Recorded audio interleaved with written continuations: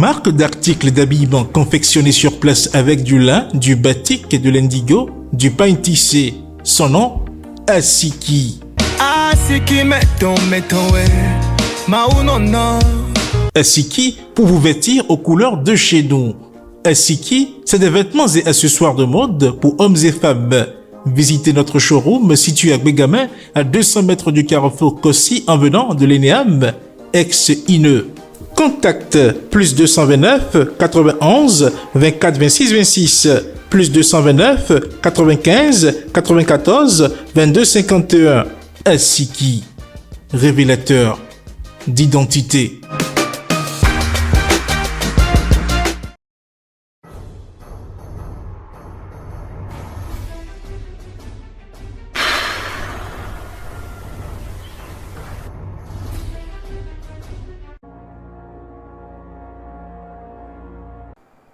Bonjour à toutes et à tous et bienvenue dans votre émission Tour d'horizon de ce vendredi 27 octobre 2023. Tout de suite, la revue des titres avec Charles Alban Daoui. Fidèle internaute de Guérite TV Monde, bonjour. Vendredi 27 octobre 2023, la revue des titres démarre avec le quotidien Le Potentiel. Exigence de comptabilité pour les associations régies par la loi 1901 au Bénin. Église, mosquée, pas question d'impôts à payer. Daibi Info, port autonome de Cotonou. Le DG interdit le transport de marchandises vers le Niger. Interdiction du transport mixte, personnes et marchandises au Bénin. La phase de répression démarre demain. La tribune de la capitale, journée mondiale du nanisme, regard social sur ces personnes atteintes de cette anomalie génétique. La boussole, succession de limogeage et de démission de SE, la réforme sur la décentralisation plombée. Le Soleil Bénin Info, suspension de l'importation vers le Niger. Le DG du port autonome de Cotonou outrepasse ses compétences. Cette décision maladroite va avoir de graves conséquences sur l'économie nationale. Classement FIFA d'octobre 2023, le Bénin logé à la 83e place. Nord-Sud quotidien, frontière Bénin-Niger, le blocus maintenu. Les 4 vérités, mairie de Tukuntuna, la secrétaire exécutive démissionne. Conseil municipal de Porto Novo, la 4e session ordinaire s'ouvre lundi. La validation du budget primitif 2024 au centre des débats. L'informateur, après la secrétaire exécutive de Tukuntuna, d'autres SE menacent de démissionner. Ils dénoncent tous le harcèlement, la cohabitation difficile avec les politiques. Le Télégramme, organisation des élections générales de 2026, à quand le renouvellement de la plateforme des OSC? Et pour finir, mauvaise gestion de leur héritage, un adolescent de 16 ans envoie sa grande sœur en prison. Fidèle internaute de Guérite TV Monde, ce sera tout pour la revue des titres de ce vendredi 27 octobre 2023. Bon week-end et à lundi. Mesdames et messieurs, suivez à présent la rubrique L'invité du jour.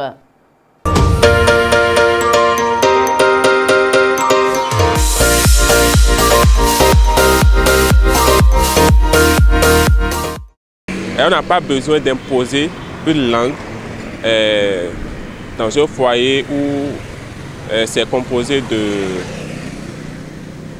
de parents issus de 2 langues différentes, puisque l'enfant a le droit pleinement d'assimiler la langue qui le plaît bien. Donc ce n'est pas parce que papa est Yoruba et maman est Gon qu'on va demander, quelqu'un va essayer de son pouvoir d'autorité pour imposer la langue à parler dans la maison à l'enfant. Moi je pense bien que cela relève aussi d'une responsabilité de ces parents-là.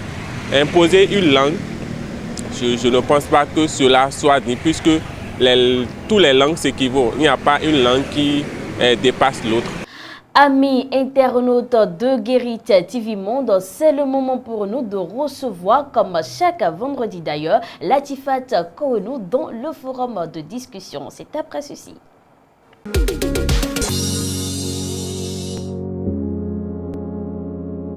Latifat Kouenou, bonjour. Bonjour Evelyne Dossou. Publication de photos ou de contenus sur les réseaux sociaux, à quoi doivent s'attendre les auteurs? Les auteurs doivent s'attendre à beaucoup de choses, de bonnes comme de mauvaises, parce que les publications sont faites chaque fois que Dieu fait et quand. Et c'est souvent fait par des personnes publiques ou pas des personnes lambda comme peut-être vous et moi. C'est vrai que nous apparaissons tout le temps devant les écrans et quand on fait des publications du genre, il faut s'attendre à des critiques, à des jugements. Tout le monde ne peut pas aimer tout ce que vous postez. Tout le monde ne peut pas aimer vos comportements, bien tout ce que vous faites, tout ce que vous exposez comme contenu sur les réseaux sociaux. Donc, soit quand vous publiez des photos, soit les gens aiment, soit les gens n'aiment pas ou ils critiquent. Et quand on parle de critiques, de commentaires, ça peut être négatif comme positif. Tout le monde ne peut pas aimer tout ce que vous faites, tout le monde ne peut pas apprécier. Et quand vous êtes une personne publique, vous ne pouvez pas vouloir que tout le monde vous aime, vous ne pouvez, parce qu'une fois que vous postez des choses, c'est pour être en quelque sorte en contact avec les personnes qui vous suivent, être en contact avec vos fans. Donc, quand vous vous exposez ainsi, vous ne pouvez pas les empêcher de s'interférer dans votre vie privée. Vous ne pouvez pas les empêcher d'apporter ce qu'ils ont à dire, Vous ne pouvez pas les empêcher de commenter ou bien d'apporter en quelque sorte ce qu'ils pensent vraiment de ce que vous faites dans la vie ou bien dans la société. Donc, c'est pareil aussi pour les personnes des personnes privées, mais qui, pour se donner une certaine célébrité ou bien visibilité sur les réseaux sociaux, se donnent aux publications ou bien font des publications sur leur page Facebook et autres. Donc, si vous le faites, c'est parce que vous vous sentez dans le besoin de le faire. Et si les gens critiquent, c'est parce qu'ils sentent aussi le besoin de vous critiquer, puisque personne n'est parfaite. Donc, quand vous posez ces genres d'actes, il faut vous attendre à tout. Quand on dit tout, ça peut être de bon comme de mauvais. Tout le monde ne peut pas vous aimer. Est-ce que cela veut dire qu'on doit s'ingérer dans la vie privée? C'est ce que vous voulez dire? De toute façon, une fois que vous exposez votre vie sur les réseaux sociaux, vous ne pouvez pas empêcher l'autre de s'interférer. Puisque si vous voulez vraiment vivre caché, vous n'aurez pas besoin de publier vos photos ou bien de publier tout ce qui vous concerne, votre vie privée, sur les réseaux sociaux. Donc, une fois que vous postez déjà ce qui vous concerne sur les réseaux sociaux, que vous appelez les gens à y jeter un regard et à vous critiquer. Donc, c'est déjà un pas. Parce que si vous-même, vous ne le faites pas, personne ne saura ce que vous faites. Et il y a des personnes, même quand ils sont aux toilettes, à la cuisine, ils doivent le faire savoir sur les réseaux sociaux. Donc, vous ne pouvez pas empêcher à l'autre qui prend son forfait pour venir vous suivre, vous ne pouvez pas l'empêcher de vous critiquer. Une fois que vous le faites, c'est que vous exposez vous-même. Mais quand vous ne le faites pas, personne ne sait ce que vous vivez, personne ne sait ce que vous faites et tout le monde passe comme si vous n'existez pas. Mais quand vous essayez de vous donner la visibilité, quand vous essayez de vous donner une place dans la communauté sur l'Internet, vous ne pouvez pas empêcher les autres de vous critiquer. Tout le monde ne peut pas vous aimer. Donc, il faut savoir gérer ces genres de commentaires parce qu'il y a des commentaires vraiment qui frustrent, qui énervent et qui sont parfois des gens de leur gond et ils sont là à réagir et autres. Est-ce que cela veut dire que les auteurs, ceux-là qui critiquent, ne sont pas à blâmer, c'est ça? Est-ce qu'ils sont vraiment à blâmer? Si vous savez gérer votre vie, vous devez savoir aussi comment gérer ces genres de critiques. Parce que si vous ne voulez pas de ces genres de commentaires, à quoi ça sert de publier certaines choses? On dit que toute vérité n'est pas bonne à dire, donc il faut savoir aussi commenter, il faut savoir aussi dire certaines choses sur les réseaux sociaux. C'est vrai que, bon, en tant que personne publique, vous ne pouvez pas empêcher ces genres de commentaires parce que quand vous êtes personne publique, vous êtes affiché, vous vous exposez et autres. Donc, il y a tous ces genres de personnes qui viendront toujours s'interférer dans votre vie privée. Donc, ça va de soi, c'est à vous de savoir comment gérer. Et il faut aussi dire que les personnes que vous avez comme amis, qui vous suivent aussi, ils ne sont pas vraiment, peut-être ils ne sont pas vraiment vos amis, ils sont là juste pour savoir ce que vous faites, comment vous vivez et tout. Et quand ça ne va pas, ils sont les premiers à critiquer, ils sont les premiers à jeter la pierre sur vous. Donc, il faut savoir gérer aussi ces genres de personnes. Donc, ça va de soi. Si vous, par exemple, Eline Dossou, vous voulez vivre caché, vous n'avez pas besoin de vous afficher. Il y a des choses que vous ne devez pas publier normalement. Mais quand vous êtes là à afficher des choses que les gens ne doivent pas voir, ou bien vous-même, bon, c'est en quête de visibilité que les gens sont parfois contraints à s'exposer. Mais quand on ne veut pas... Mais déjà que vous êtes personnalité publique, vous êtes amené à publier certaines choses. Pas forcément des choses allant dans votre intimité. Pas forcément. Donc, peu importe ce que vous faites, tant que vous êtes personne publique, vous ne pouvez pas empêcher les gens de vous critiquer, vous ne pouvez pas empêcher les commentaires et autres. Mais il faut savoir quoi publier parce que vous devez avoir des gens autour de vous qui doivent aussi vous conseiller avant les publications. Donc, il faut savoir vraiment quoi publier. Quand ce n'est pas bon, il faut vous attendre à des commentaires qui vont vous frustrer et qui seront vraiment à l'encontre de vos valeurs et autres. Donc, il y a certaines personnes, ils n'arrivent pas à supporter des commentaires de gens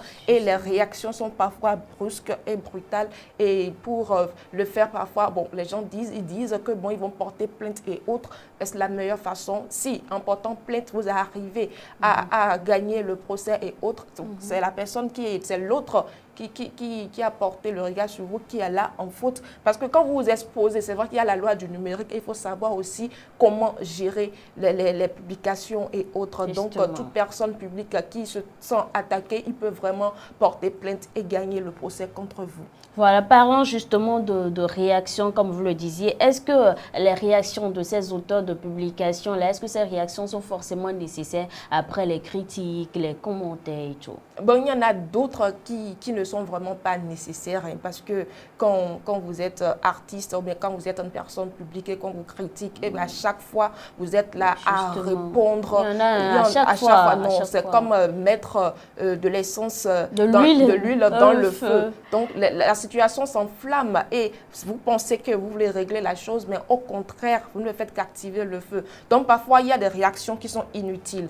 Il faut savoir juste garder son calme et être patient parce que chaque chose, ça a son temps de visibilité. Donc, tant que ce que vous faites n'est pas bon, dans peu de temps, les gens vont vous oublier, ils vont aussi passer à autre chose. Donc, il faut savoir garder son calme et savoir gérer ces moments de frustration. Ce n'est pas facile d'être une personne célèbre, ce n'est pas facile d'être une personne publique, mais il faut aussi savoir gérer sa vie. Quand vous êtes là tout le temps à afficher votre vie privée, vos enfants, votre couple et tout, il faut vous attendre à ce que les gens portent des regards critiques sur vous. Et c'est aussi pareil pour les personnes lambda, les citoyens qui surtout les jeunes qui à chaque fois sont sur les réseaux sociaux et s'affichent tout le temps parce qu'ils veulent être des influenceurs. Il faut savoir gérer votre vie privée. Parce que quand vous vous affichez, après on vous critique, vous pensez que, bon, voilà, il y a des médisances qui se dirent sur vous et vous critiquez aussi les autres. Mais c'est parce que c'est vous-même qui avez créé. Si vous n'avez pas posé ces genres d'actes qui vont amener les gens à porter un regard critique sur vous, vous n'aurez pas assisté à ces genres de choses. Et il faut aussi savoir quoi publier sur l'Internet. Il faut surtout savoir quoi publier sur l'Internet. Parce qu'aujourd'hui, vous n'êtes peut-être pas à un poste de responsabilité dont vous vous permettez de faire ce que vous voulez de votre vie de jeunesse. Mais demain, les images que vous avez eu à poster et tout peuvent vous rattraper. Et quand que vous faites une publication sur l'Internet, vous pensez l'avoir supprimée. Mais en quelque sorte, les publications ne sont pas supprimées, il y a une mémoire qui enregistre tout. Et au moment opportun, on vous fera sortir ces publications juste pour vous détruire la vie. Beaucoup de personnes ont perdu des postes de responsabilité. Beaucoup de personnes n'ont pas pu avoir accès à des postes juste parce qu'ils ont eu à commettre ces genres d'erreurs par le passé. Donc, il faut vraiment savoir quoi mettre sur l'Internet et il faut savoir réagir après des publications sur les réseaux sociaux. Merci à vous, Latifat Kouenou. On retient vraiment que la vie d'influenceur, la vie de célébrité a d'impact. Passons à présent, mesdames et messieurs, à la page des sports.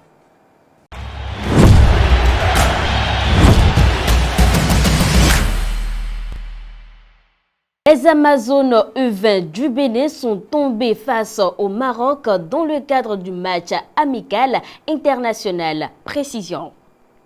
Le match qui a opposé les U20 féminines du Maroc aux Amazones U20 du Bénin s'est conclu avec une victoire des Marocaines. Cette rencontre amicale internationale s'est terminée sur un score de 2-1. Le seul but marqué par l'équipe du Bénin a été inscrit par Kadidiatou Imoru. Les Amazones U20 ont dû faire face à un défi supplémentaire lors des 35 dernières minutes suite de la rencontre car Laura Abikou a été expulsée, laissant l'équipe en infériorité numérique. Les deux équipes se retrouveront pour un second match le dimanche 29 octobre 2023. Cela offrira une autre occasion aux Amazones U20 du Bénin de montrer leur talent et de tenter de prendre leur revanche. En Côte d'Ivoire, l'équipe féminine olympique de football a signé forfait pour la suite des éliminatoires en vue de sa possible participation aux Jeux olympiques de Paris en 2024. La nouvelle a été rendue publique par la Fédération ivoirienne de football à travers un communiqué officiel. En effet, à la suite de nombreux échanges avec l'Office national des sports ONS en juin 2023, l'ONS a informé la Fédération ivoirienne de football que les compétitions des équipes féminines n'ont pas été budgétisées et par conséquent, aucun financement ne pouvait être apporté aussi bien pour les éliminatoires de la CAN Maroc 2024 que pour les Jeux olympiques Paris 2024 prévus se dérouler sur 4 tours de 2 matchs chacun. Face à cette situation surprenante, la fédération a pris la décision de financer les éliminatoires de la CAN féminine Maroc 2024 avec ses propres ressources. Malheureusement, malgré les efforts financiers colossaux déployés par la fédération, les filles ont été éliminées par leur homologue tanzanienne. Au regard de la décision de l'ONS de ne pas financer les 4 tours éliminatoires des Jeux olympiques Paris 2024, la Fédération ivoirienne de football a saisi la FIFA le 29 septembre dernier, puis le 2 octobre 2023 pour lui signifier le forfait de l'équipe ivoirienne.